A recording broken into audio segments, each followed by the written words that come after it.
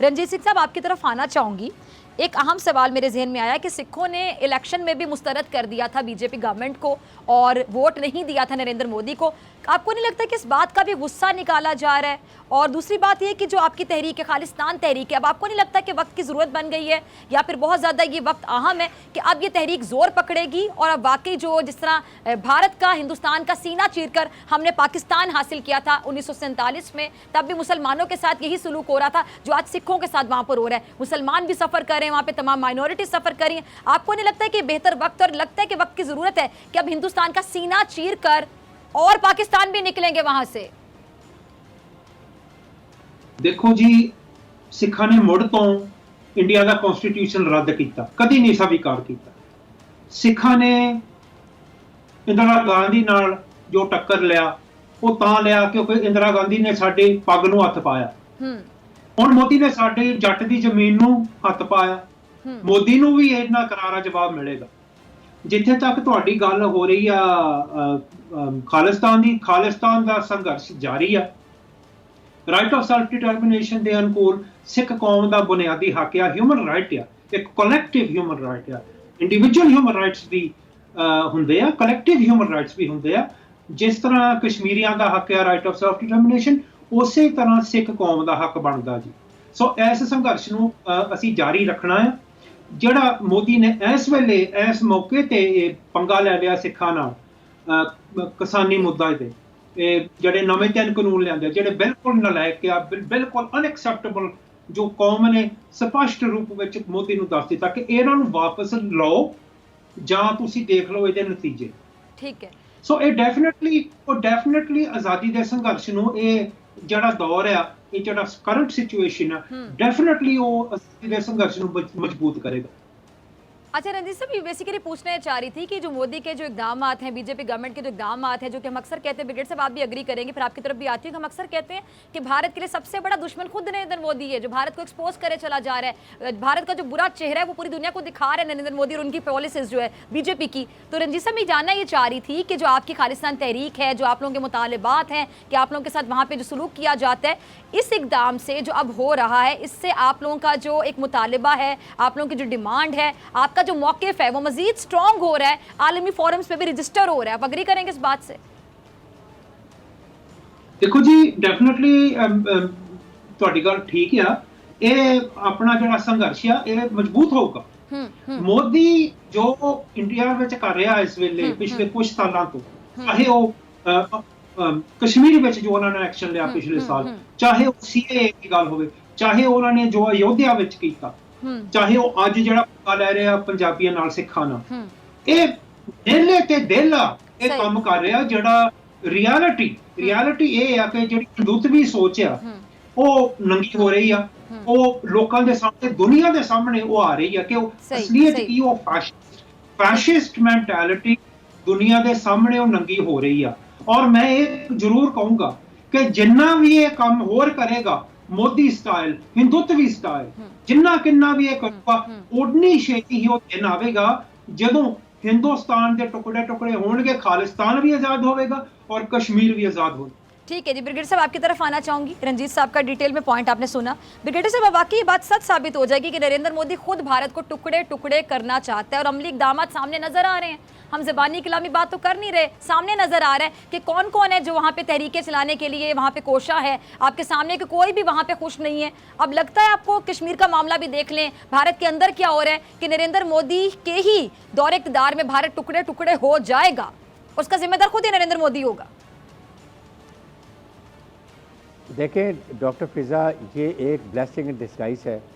ऐसा दहशतगर्द, इंतहा पसंद हिंदू जो मुसलमानों के गुजरात का कातिल बाबरी मस्जिद में जो हाल किया है, कश्मीर में जो किया है, फिर अब हमारे सिख बरदरी के साथ जो कर रहे हैं वहाँ पर पंजाब में, ये सबको नज़र आ रहा है।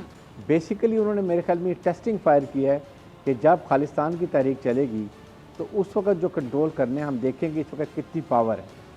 ये तहरीक को मेरे ख्याल में एक हमारे सिख जो वहाँ के पंजाब के हैं और हरियाणा के हैं, फिर उसके बाद राजस्थान के और यूपी के हैं, ये टेस्ट केस है इनके साथ। अगर यहाँ ये अपनी मॉरल विल दिखाते हैं, पावर दिखाते हैं, और इंडिया की ओथे कनुका के हथियार नहीं डालते हैं तो ये पूरी इंटरनेशनल की बात जाएगी। और जब सिख अपनी तहरीक चलाते हैं खालिस्तान की तो उस पर कामयाबी बहुत आसानी हो जाएगी। अच्छा, इसलिए जी, क्योंकि इसकी विजन नहीं है, इसकी सोच लिमिटेड है। ये सिर्फ अखंड भारत, हिंदू भारत, हाँ। और उसके बाद ये जो इंतहा पसंद का जो एक नारा लेके चला जिससे नाजीज के साथ RNS का, जिसने इंडिया को तबाही के दहाने पे ले आया है। ठीक। ये लाया था इंडिया को इकोनॉमिक तरक्की करने के लिए, इंडिया का नाम ऊंचा करने के सही। लिए। जिन चीज़ों में ये बॉकडाउन हो गया है, इससे पता चलता है कि ये इनएडवांटेडली ये इतना नालायक इंसान है कि इंडिया की थोड़ फोड़ में ये अब शुरू होने वाली है। ये नहीं रियलाइज़ कर रहा कि इनकी फौज भी इस काबिल नहीं है, जो बहुत प्रॉब्लम होंगी इनके लिए। बिल्कुल ऐसे ही। अच्छा रंजीत साहब, आपकी तरफ आना चाहूँगी। 1947 में जब पाकिस्तान बना था, क्या में पाकिस्तान के वक्त बहुत से मुसलमान थे जिन्होंने सपोर्ट किया था भारत को, यानी दो कौमी नज़रिया उनको समझ नहीं आ रहा था, और आज वही मुसलमान वहाँ पे सफ़र कर रहे हैं, तकलीफ उठा रहे हैं। यानी वो कहते हैं कि हमारे बाउजदाद की गलती थी कि वो मान जाते कि दो कौमी नज़रिया वाकई एक हकीकत है, मुसलमान हिंदू यहाँ पे इकट्ठे नहीं रह सकते हैं, और वो पाकिस्तान हिजरत कर जाते। हम जो पाकिस्तान हिजरत नहीं करके गए, हम हिंदुस्तान में रुके, तो आज हम ज़लीलो ख्वार हो रहे हैं। वहाँ के मुसलमान खुद ये बात मानते हैं। सिखों ने भी जो किरदार अदा किया था, आपको शायद बुरा भी लगे, लेकिन हिस्ट्री को हम चेंज नहीं कर सकते। आप लोगों का जो किरदार था मुसलमानों के खिलाफ, आप लोगों को उकसाया गया, कह लें कि इस्तेमाल किया गया टिश्यू पेपर की तरह। आज हम कह सकते हैं कि जिस तरह सिख भी पाकिस्तान की तरफ देख रहे हैं, मदद की अपील करें, तो यानी आप लोगों को भी, जो आपके बाउजदाद हैं, जो उन्होंने किया, आप लोगों को भी इस बात का एहसास है कि गलत किया था। देखो जी, 47 ਵਿੱਚ ਜੋ ਹੋਇਆ ਇਹਨੂੰ ਇੱਕ ਟ੍ਰੈਜੇਡੀ ਕਹਾਂਗੇ, ਠੀਕ ਹੈ ਜੀ। ਜੋ ਜੈਨੋਸਾਈਡ ਹੋਇਆ ਪੰਜਾਬੀਆਂ ਦਾ, ਇਹ ਦੁਨੀਆ ਦੀ ਇਤਿਹਾਸ ਵਿੱਚ ਨਹੀਂ ਇਹ ਦੇਖਣ ਨੂੰ ਮਿਲਦਾ। ਤੇ ਮੈਂ ਠਹਿਰਾਊਂਗਾ ਜ਼ਿੰਮੇਵਾਰ ਉਹਨਾਂ ਤਾਕਤਾਂ ਨੂੰ ਜਿਨ੍ਹਾਂ ਨੇ ਇਹ ਸਾਰਾ ਸਾਕਾ ਜਿਹੜਾ ਓਵਰਸੀ ਕੀਤਾ। ਬ੍ਰਿਟਿਸ਼ ਸਰਕਾਰ ਨੇ ਇਹ ਜ਼ਿੰਮੇਵਾਰੀ ਇਹਨਾਂ ਨੂੰ, ਜ਼ਿੰਮੇਵਾਰੀ ਤੇ ਇਹਨਾਂ ਦੀ ਆ ਕਿਉਂਕਿ ਹਕੂਮਤ ਉਹਨਾਂ ਦੀ ਸੀ ਉਸ ਵੇਲੇ।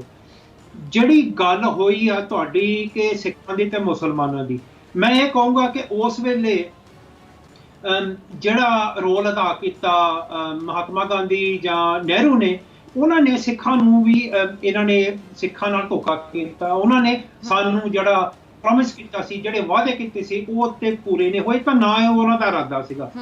ਸੋ ਇਹ ਜਿਹੜੇ ਨਹਿਰੂ ਗਾਂਧੀ ਜਿਹੜੀ ਕਲੱਬ ਸੀਗੀ, ਇਹਨਾਂ ਦੀ ਕਲੀਕ ਸੀਗੀ, ਜੋ ਹਿੰਦੂਤਵੀ ਸੋਚ ਵਿੱਚ ਇਵੋਲਵ ਹੋ ਚੁੱਕੀ ਆ ਹੌਲੀ ਹੌਲੀ। ਇਹ ਜਿਹੜੀ ਸੋਚ ਹੈ ਮੁਸਲਮਾਨਾਂ ਦੇ ਖਿਲਾਫ ਵੀ ਸੀ ਤੇ ਸਿੱਖਾਂ ਦੇ ਖਿਲਾਫ ਵੀ ਸੀ ਉਸ ਵੇਲੇ। ਜਿਹੜਾ ਅੱਜ ਦਾ ਜਿਹੜਾ ਮੌਕਾ ਆ, ਅੱਜ ਦੇ ਮੌਕੇ ਦੇ, ਅੱਜ ਦੇ ਮਾਹੌਲ ਵਿੱਚ, ਅੱਜ ਦੇ ਵਾਤਾਵਰਣ ਵਿੱਚ ਸਿੱਖਾਂ ਨੂੰ, ਇਹ ਮੁਸਲਮਾਨਾਂ ਨੂੰ, ਪਾਕਿਸਤਾਨ ਦੀ ਕੌਮ ਤੇ ਸਿੱਖਾਂ ਦੀ ਕੌਮ, ਸਾਨੂੰ ਰਲ ਕੇ ਇਹ ਜਿਹੜੀ ਦੁਸ਼ਮਣੀ ਕਮਾ ਰਹੀ ਆ ਸਾਡੇ ਨਾਲ, ਜਿਹੜੀ ਹਿੰਦੂਤਵੀ ਸੋਚ ਆ ਜਾਂ ਹਿੰਦੂਤਵੀ ताकतां। रंजीत सिंह साहब, सॉरी मैं आपकी बात काट रही हूँ, वक्त की कमी है। मेरे जहन में एक पॉइंट है, तो गोल्डन टेम्पल का जो वाकया आया था, उससे आप लोगों ने क्या सीखा? आपको नहीं लगता कि अब वो वक्त आ गया है कि अब आप मजीद एतबार नहीं कर सकते हिंदुस्तान की गवर्नमेंट पे? अब आप लोगों को अपने लिए स्टैंड लेना होगा, हर हाल में लेना होगा। ਲੈ ਰਹੇ ਆ ਜੀ, बिल्कुल ਲੈ ਰਹੇ ਆ। हिंदुस्तान की गवर्नमेंट नाल टक्कर ले रहे आ सिख। 1984 इससे ज्यादा जज्बे से लेना होगा। चले मैं जरा थोड़ी इस्लाह कर लूं अपने अल्फाज की। आप स्टैंड ले रहे हैं, नो डाउट इट, सब देख रहे हैं कि गलत हो रहा है, आप लोग स्टैंड ले रहे हैं, लेकिन इससे ज्यादा जज्बे के साथ स्टैंड लेना होगा आपको नहीं लगता? हेलो जी, मैंने पूछ रहे हैं जी। जी रंजीत सिंह साहब। हाँ जी, सानू होर एक कदम होर चुकना चाहिए, एक दूजे कदम तो होर चुकना चाहिए। आज़ादी ही हल आ सिखां वास्ते, चाहे वो अज का मुद्दा है किसान का जिहड़ा इशू है, इस तो बाद होर भी कई इशू है जो नरेंद्र मोदी ने कभी नहीं हल करने। आज़ादी ही हल है, आज़ादी ही हल है। ब्रिगेड साहब, मेरे पास लास्ट 30 सेकंड्स, आपका लास्ट कमेंट चाहूंगी। मेरे ख्याल में ये बहुत बड़ी जो अपॉर्चुनिटी है, इसको सिख बरादरी को कैश करने की ज़रूरत है। अल्टीमेटली ये इंशाल्लाह अगले 1-1.5 साल में ये कन्वर्ट होगी खालिस्तान मूवमेंट में, और जब खालिस्तान मूवमेंट स्टार्ट होगी, आज़ादी की मूवमेंट होगी, तो ये हिंदुओं में इतनी हिम्मत नहीं है कि सिख पंजाबियों का वो मुकाबला कर सके। ये रेत की दीवार की तरह गिरेंगे और खालिस्तान बनेगा, और पाकिस्तान उनके लिए हर वक्त खड़ा होना चाहिए, और हर मौके पे खड़ा होगा इंशाल्लाह। बहुत शुक्रिया ब्रिगेडियर हारिस नवाज साहब, आपका भी। सब्सक्राइब करें और बेल दबाएं ताकि कोई खबर रह न जाए।